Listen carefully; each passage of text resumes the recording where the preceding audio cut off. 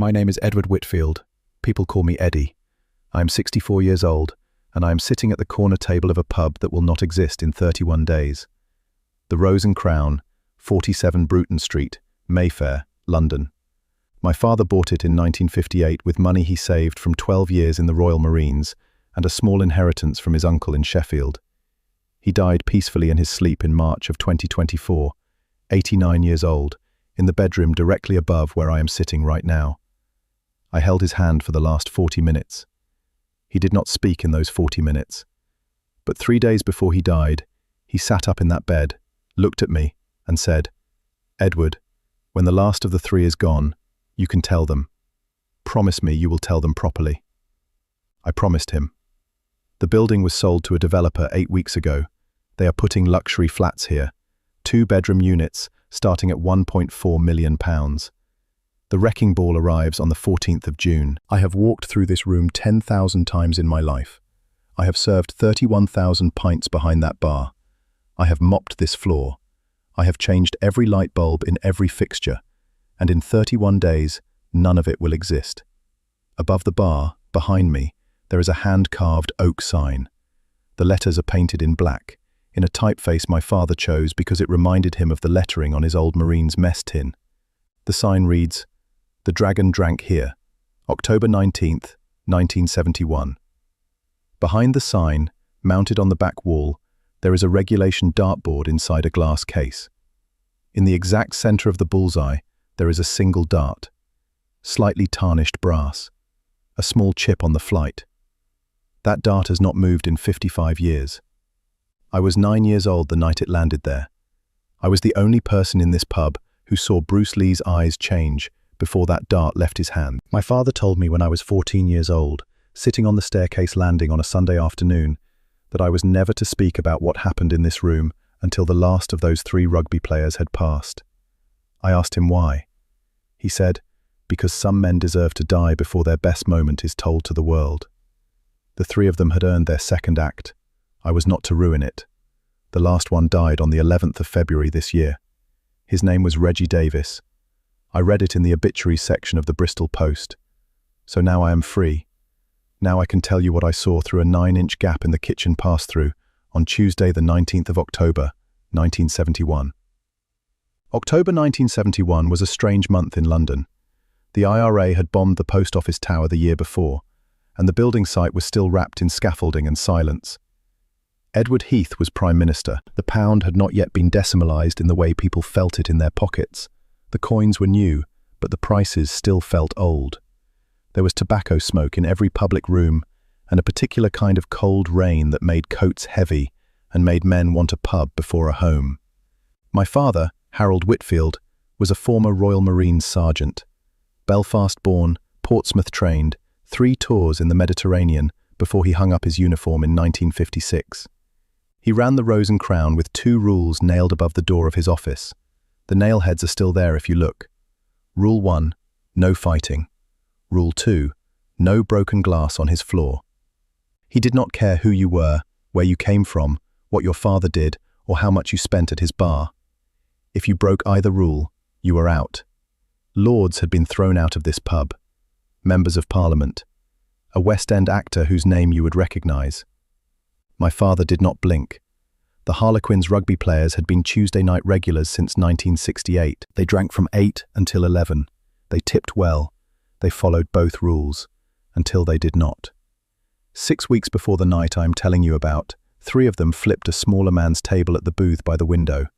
The man was a Pakistani accountant named Mr. Khan, who came in twice a month for a half pint and a packet of crisps. They flipped his table.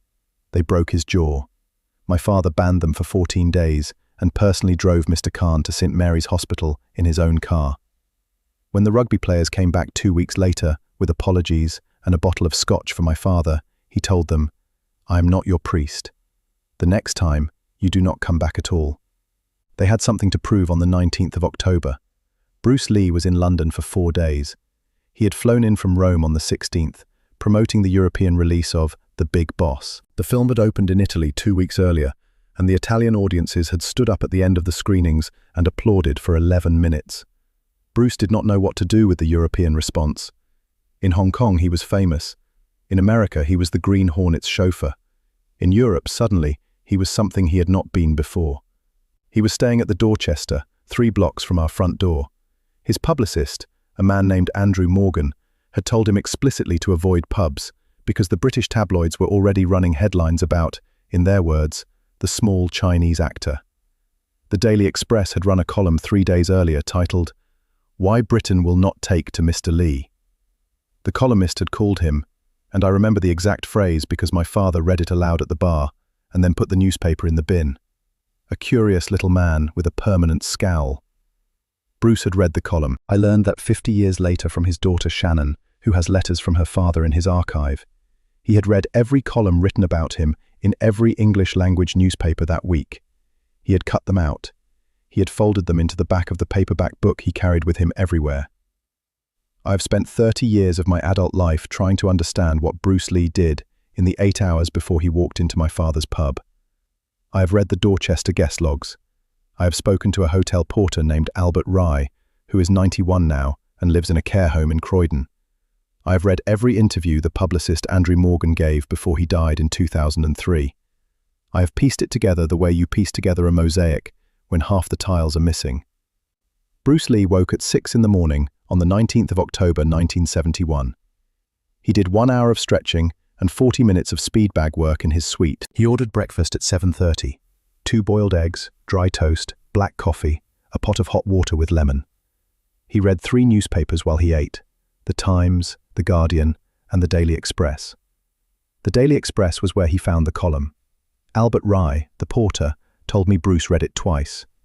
He folded the column in half. He folded it again. He put it in his jacket pocket. At 9 o'clock, Bruce went for a walk in Hyde Park. He walked alone. He was gone for 2 hours. Andrew Morgan had wanted to come with him. Bruce had asked him, in the politest possible way, to go away. Bruce walked the perimeter of the Serpentine 3 times. A woman who was 9 years old at the time, walking her father's spaniel, remembered seeing him because she thought he looked sad. She wrote about it in a letter to the Bruce Lee Foundation in 2018. Shannon Lee sent me a copy of the letter last year. Bruce returned to the Dorchester at 11. He took a long bath. He ate lunch alone in his suite. In the afternoon, he wrote letters. The hotel stationery he used was the same paper my father later identified on the matchbook Bruce had inside his Krishnamurti book. Bruce wrote 3 letters that afternoon. 1 to his wife Linda in Hong Kong. 1 to his daughter Shannon, who was 2 years old. 1 to a man in Seattle named Taki Kimura, who had been Bruce's first student in America and who he loved like a brother. We do not know what was in any of the 3 letters. Linda Lee Cadwell has them in a box in her home. She has read them. She has not released them. She is 81 years old, and she still says they are not for the world. At 7 o'clock, Bruce sat at the desk in his suite and wrote for 45 minutes in his own notebook. He closed the notebook. He picked up the Krishnamurti paperback. He put on his jacket. He walked out of the Dorchester at 7:58. He walked 3 blocks east on a Tuesday night in October. He arrived at the Rose and Crown at 8:31. He had something on his mind that he had not yet decided to put down. The pub had 47 patrons that night. I have counted them in my memory more times than I can say. The rugby players arrived at 8:23. Bruce arrived at 8:31. The dart left Nigel Ashworth's hand at 8:51. I was washing glasses at the kitchen pass-through, watching everything through a 9-inch gap. The 3 rugby players.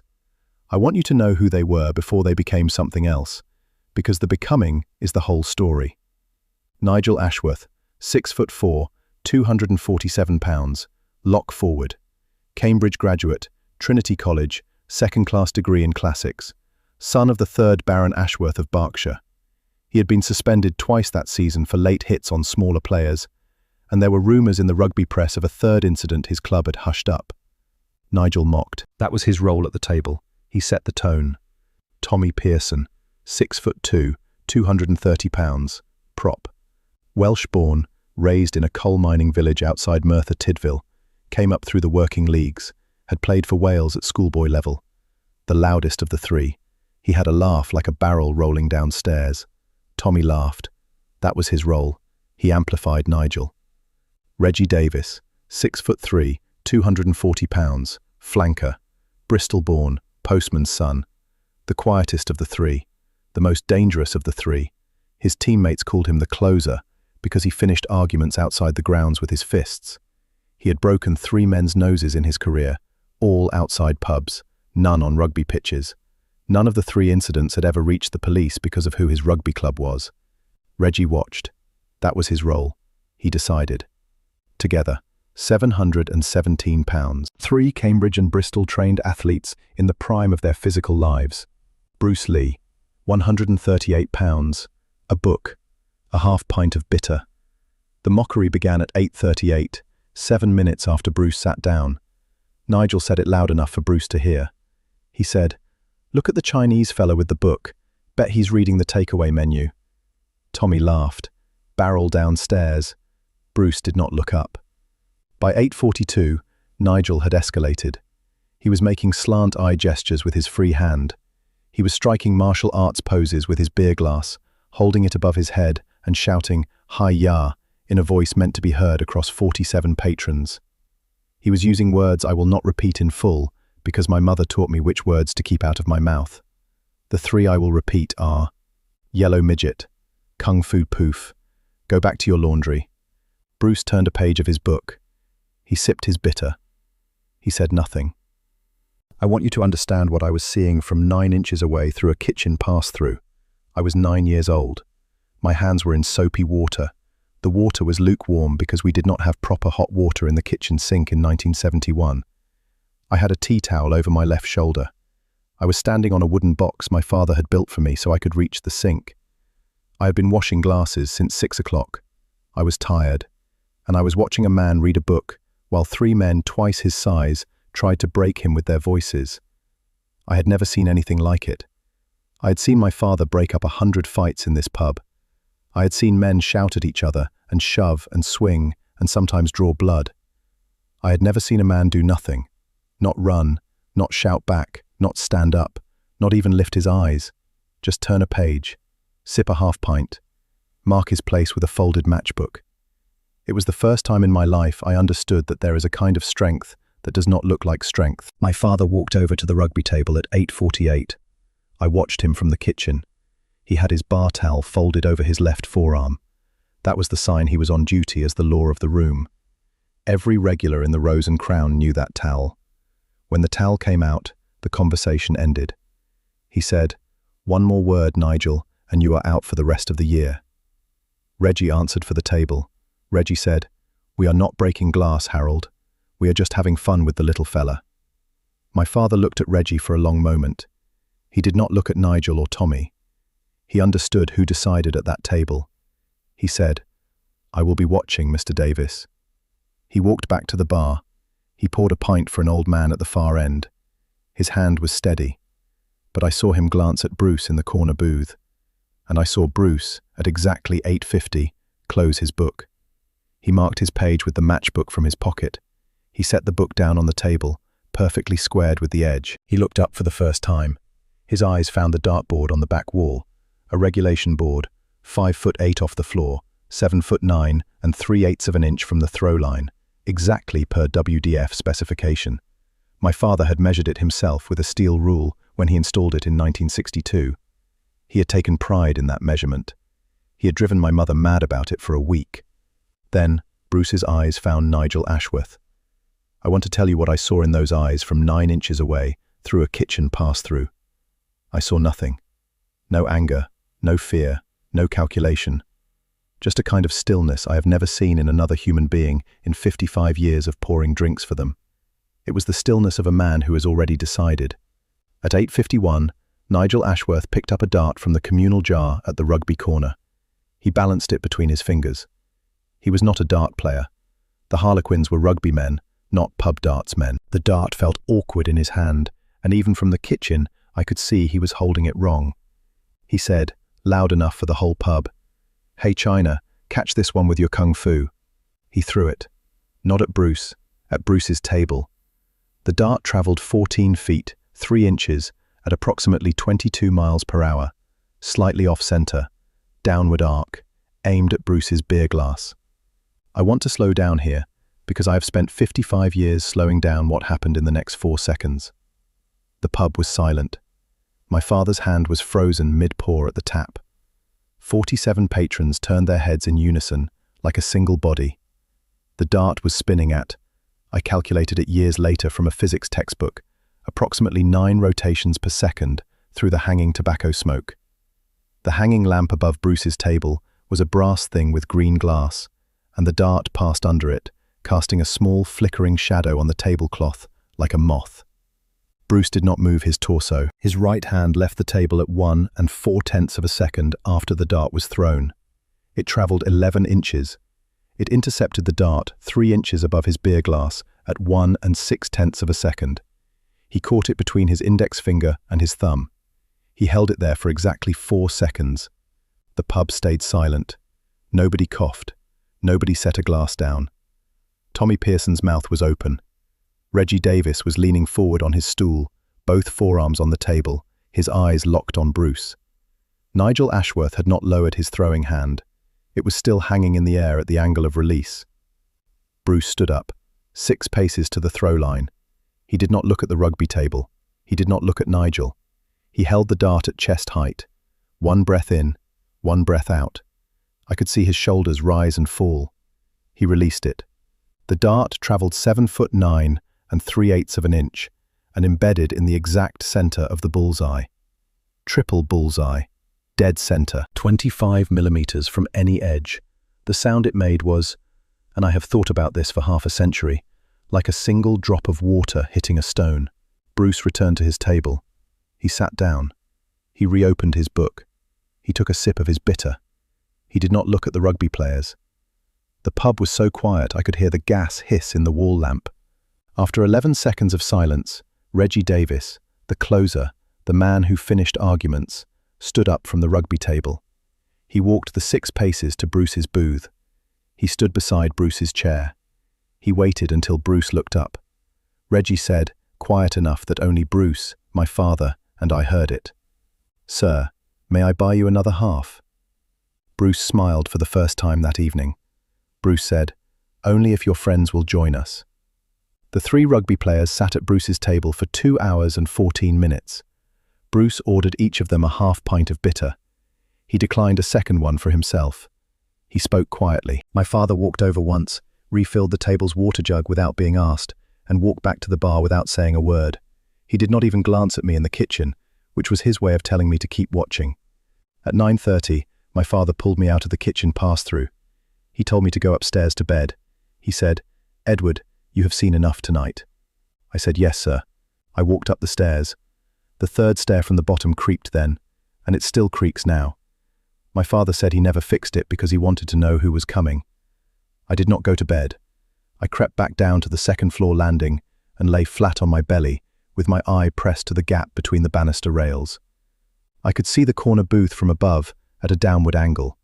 I could not hear most of what was said, but I saw Bruce open his Krishnamurti book at one point and read a passage aloud. I saw Nigel Ashworth, the loudest mocker, the lock forward from Cambridge, the son of a baron, lower his head until his forehead was almost touching the table.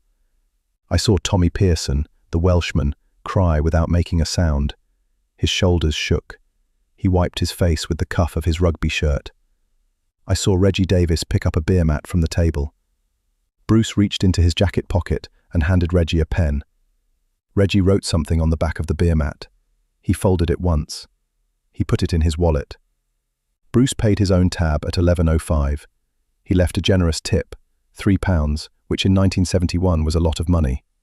He shook each of the 3 men's hands. He picked up his Krishnamurti book. He walked out the front door of the Rose and Crown into the Mayfair fog. He had been in the pub for 2 hours and 34 minutes. He never returned. The rugby players stayed another 40 minutes. They drank water, not beer. They did not speak much. When they left, they did not say a word to my father. They did not come back to the Rose and Crown that Tuesday, or any Tuesday after.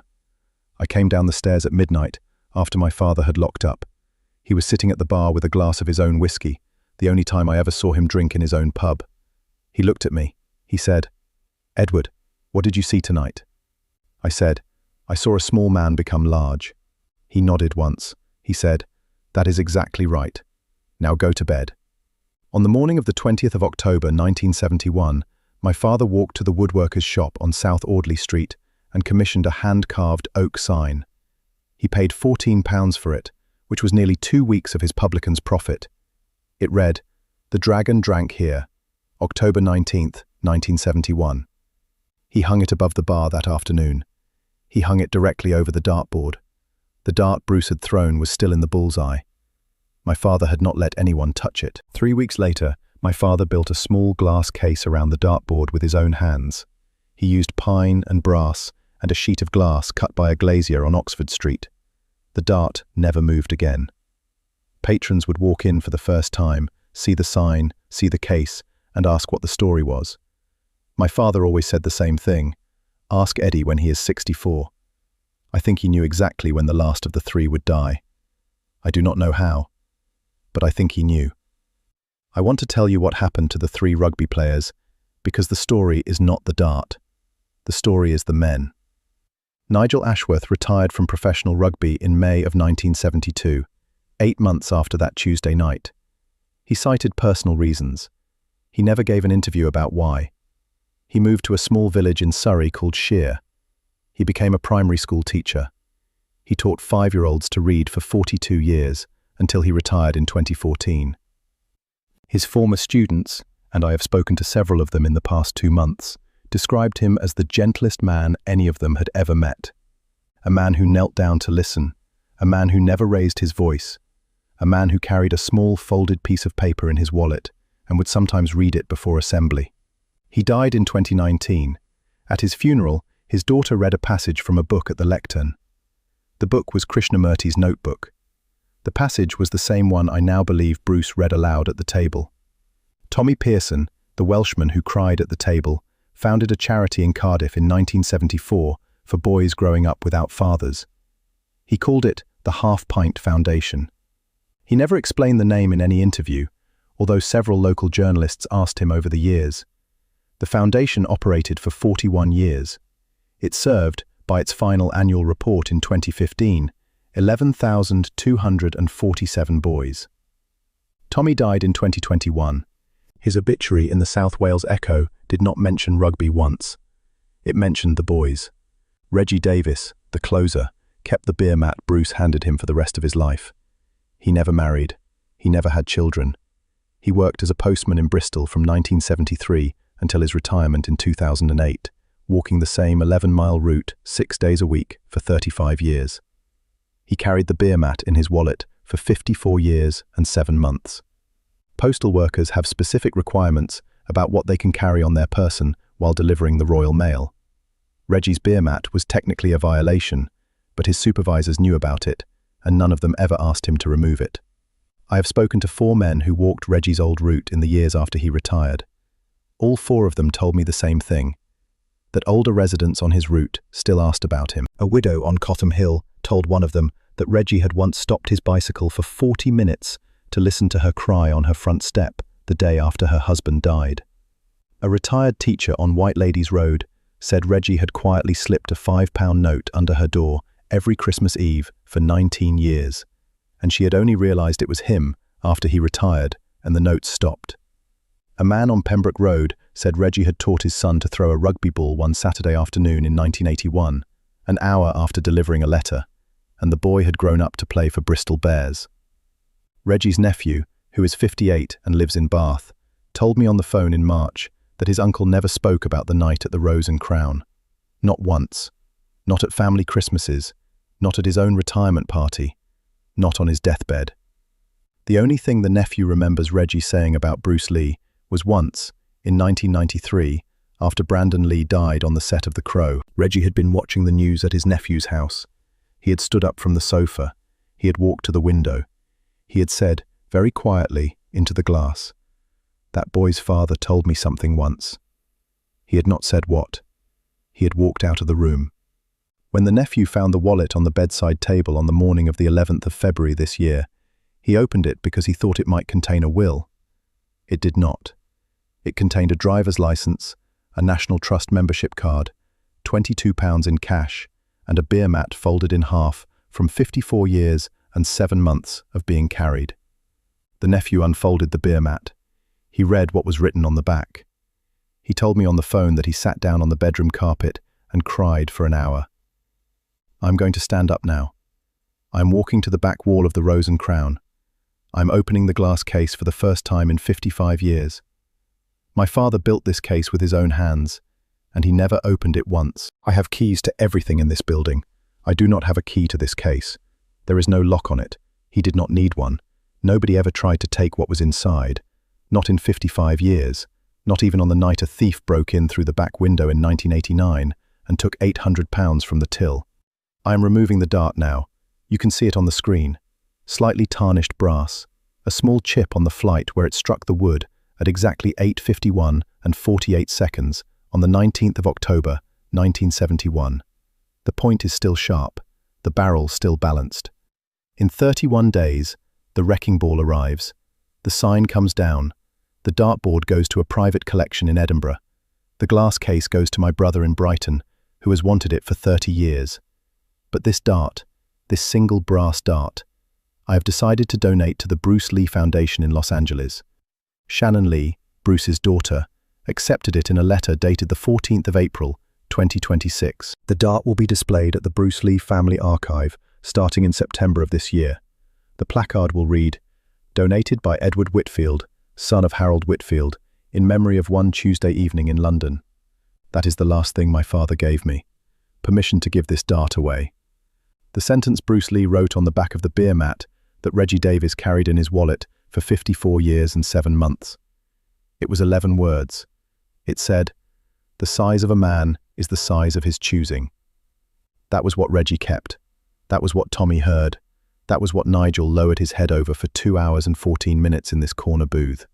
3 rugby players, who could have ended a small Chinese man's life with their fists, chose instead to spend the rest of the evening listening to him read from a paperback book.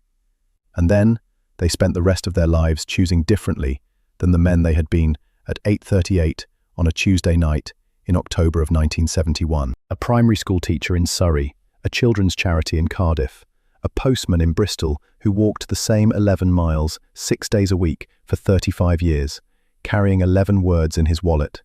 Bruce caught more than a dart that night. I will tell you one more thing before I go. The next time Bruce Lee was in London, 11 months later, in September of 1972, something happened at a different pub on a different street. The pub was called the White Hart. It is on Drury Lane. It is still there. It will not be torn down. I only learned what happened there last year, when a woman in her 70s wrote to me after she saw an article about my father's pub closing. I have not decided yet whether I am allowed to tell that story.